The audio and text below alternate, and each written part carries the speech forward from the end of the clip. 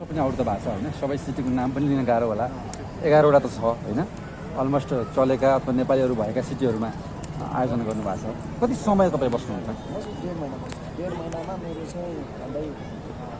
10 देखि 11वटा सोको फिक्स भएको छ ओके र एउटा प्रोग्राममा चाहिँ तपाईँसँग मेलिना राई पनि भनेर हामी पोस्टर देखिरहेका छौँ होइन अरू अन्य प्रोग्राममा मेलिना राई हुनुहुन्छ कि हुन्न अथवा अन्य कुनै कार्यक्रम कलाकारहरू छन् कि छैन तपाईँको स्टेज सँगसँगै गर्ने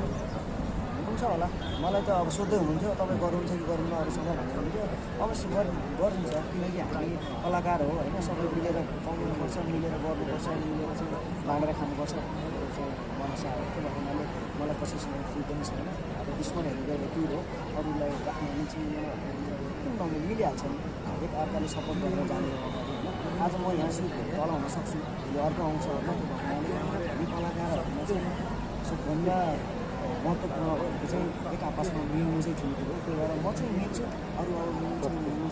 अब जस्तो मैले तपाईँको अर्गनाइजर मध्येका एउटा रोशन पुरीसँग कुराकानी गरेको थिएँ मैले कस्तो छ त्यहाँ दुर्गेशको माहौल होइन आउँदै हुनुहुन्छ भनिसकेपछि उहाँले बढी एक्साइटेड धेरै अडियन्सहरू छन् वेटिङ छ होइन टिकट काटिरहेका छन् तपाईँलाई जहाँ पनि पछिल्लो समय किन यस्तो भइरहेको छ किन हेर्न खोजिरहेका छन् तपाईँ आफूले चाहिँ कसरी मूल्याङ्कन गर्नुहुन्छ मलाई किन हेर्न खोजिरहेको